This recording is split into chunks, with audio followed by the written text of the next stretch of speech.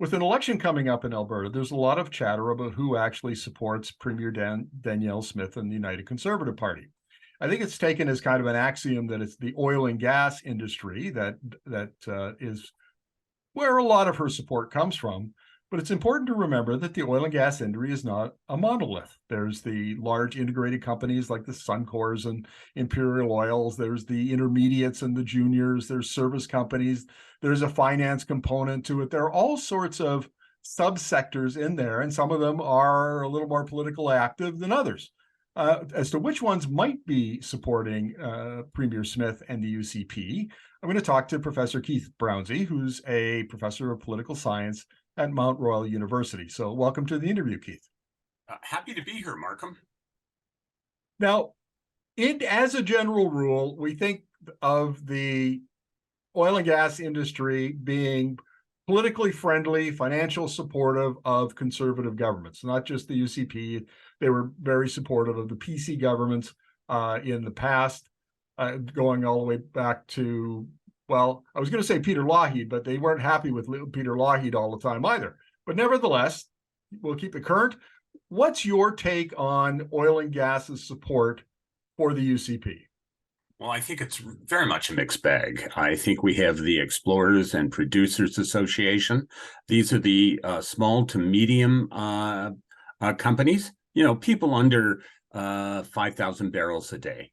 We'll go there. I mean, I'm sure that there are companies with 10,000 barrels a day that support the UCP, but for our purposes today, it's under 5,000 barrels a day. And they're very much in support of the United Conservative Party and its leader, Danielle Smith. The large companies, so big integrated ones, as you've described, are all over the place. They understand that energy is changing, that the oil and gas sector is under, if not a threat, certainly it's facing some, shall we say, existential problems with the shift to electric vehicles and other clean energy sources. So they're all over the map, and they try and stay basically apolitical. If they give money to one group, they'll give money to another. Right. And I wanted to provide a little context for this, because if we're agreed that the junior producers, maybe some of the intermediates are a little more active in politics, there's some context here that's important, and that is that starting in late 2014, when there was the last sort of oil price bust, all the way to 2017, the junior producers really suffered, and plenty of them failed or were very close to failure. They just started to recover, and then there was a big leak on the Keystone pipeline, and in late 2018, it was December 1st, then Premier Notley had to implement 325,000 barrels a day of production curtailment. So that was a tough period. And no sooner did they get out of that than they were hit with the pandemic. Yep. And so the junior sector, which has always been supportive of conservative parties, is kind of desperate.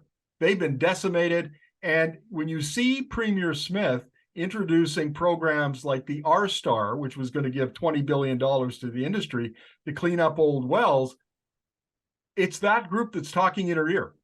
And it's that group whose interests that she's looking after, because they're so desperate. Basically, if government doesn't come along, they're probably going to fail. Is that a fair summation of where we're at? Oh, I think so. Yeah, very much. But you also, I mean, there's such contradictions here. And they're a bit frightening in a way, because I remember the day that Bill Morneau and Rachel Notley announced the federal government's purchase of Kinder Morgan Canada, the Trans Mountain Expansion Pipeline. And I was sitting at a table down at the Stampede grounds, and people on all sides of me were from small companies of one sort or another, oil field supply companies, this sort of thing. And they were so opposed to this. And I looked at them and I said, they're going to keep you alive. And their attitude was the government shouldn't be involved in any of this at any level, that any regulation is evil. It's bad. It's destroying their industry and their livelihood. And they just were there out of curiosity. They paid their $100 a ticket to through the Chamber of Commerce, who sponsored the event, and there we were. They were so opposed to this, and yet I reminded them again and again and again that regulation isn't going away, that the federal government is spending $7.5–8 billion on a pipeline for them, and that Keystone XL was not canceled because of the Canadian government. It was the Americans who were holding up the Keystone XL expansion. I got nowhere, absolutely nowhere.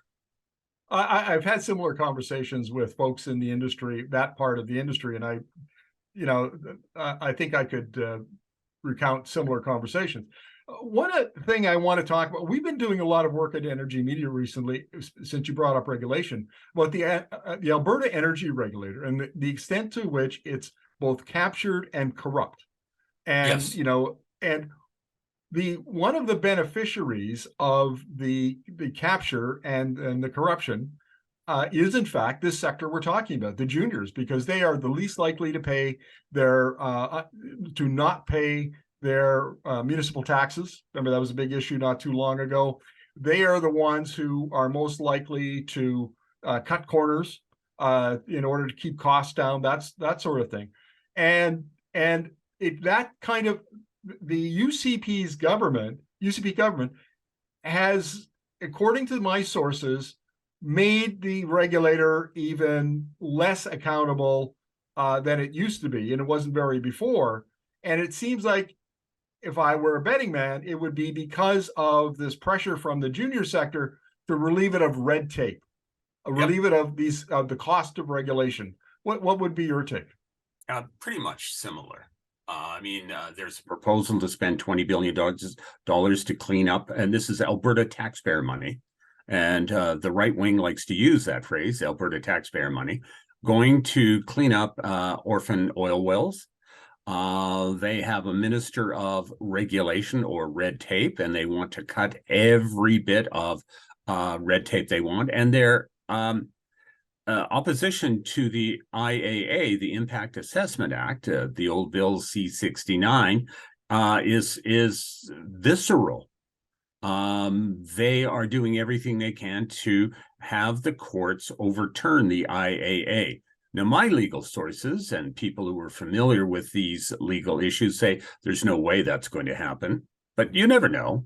But the province is spending tens of millions of dollars to have the IAA tossed out by the courts. Just won't happen, but that's, I think, more emblematic of their thinking than it is of reality. What do you, for me, the makeup of Premier Smith's energy, the future, she appointed a 5-member advisory panel to draft a report on the future of Alberta's energy sector. Yep. And they're going to be reporting at the end of June. And all of the members of that panel, I think it's fair to say, are associated with the small producer sector. And Yep. what's your view of that panel? Well, I think I could sit down this afternoon with a pen, not a keyboard, but a pen, and write out their first press release after the report's released. I could do it for them, save a lot of time, and they will recommend further cuts on regulation. They will recommend cuts in taxes, and they will recommend lowering for certain products, certain production, lowering royalty rates, none of which will be particularly popular. And you also have to look at the timing. The end of June, we expect an election at the end of May. And in June, if you release this report, well, it doesn't become an election issue, does it? Right, exactly right. But then she could point to that if the UCP is reelected, and then Premier Smith could then point to that report and say, okay, now we have this professional advice, and now we're going to go ahead and implement these recommendations. I want to tie a bow around our conversation, Keith, with your view of Take Back Alberta, which is kind of a wild card. I don't think we've seen this before in Alberta politics, where a third party sort of activist group in this case, very, very conservative, very, very right wing, is essentially organizing at the constituency association level.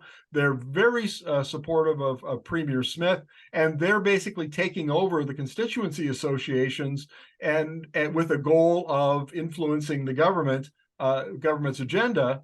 And part of it is around oil and gas. So is there some connection between Take Back Alberta and the oil and gas industry that we can identify? Of course. Yeah, it's Alberta. There is definitely. I mean, Take Back Alberta has gone after Jason Nixon, a profoundly conservative minister of the environment who likes nothing better than traverse the countryside on his ATV. And they don't think he's conservative enough. They want him out, and they want to replace him with one of their own. These guys are not conservatives by any traditional measure. They are radical right-wing populists. I won't use certain words here, but speaking to a couple of highly placed political consultants this morning, they used those words. And I will describe it as F-bombs. They are remarkably far right. And I don't understand them. I don't know. They don't have any salience with 95% of the population, but they have taken over by media reports about half of the UCP constituency associations in the province. Yeah, this is going to be a very, very interesting election because there are so many factors at play that weren't in play last time. But maybe just one more question before I let you go, Sure. Keith, and that is the role that energy issues might play in the election, but particularly in Calgary, which is going to be the battleground, I think, for whoever forms the government. Well, there will be all sorts of energy issues, but I mean, again, the big corporations, the multinationals, Canadian Natural, Suncor, Imperial, all the rest of them understand that we're in an energy transition. And what the small explorers and producers want is to abandon that attitude. We've had the premier come out and say, this is an oil and gas province, leave us alone. We don't want to be part of this energy transition. And if the phrase just transition upsets the premier and her government in the way it appears to have, well, I think we're in for a very interesting election. And I'd go further. I think the future of the country depends on this one Alberta election. Smith, for all intents and purposes, is a separatist. She doesn't have time for the federal government in any way. Neither do her supporters. They want nothing to do with the rest of Canada. While the rest of Canada may be marching to a very different policy agenda, Ms. Smith is stuck in 1950. Well, Keith, thank you very much for this. Really appreciate your insights. Anytime, Markham. My pleasure.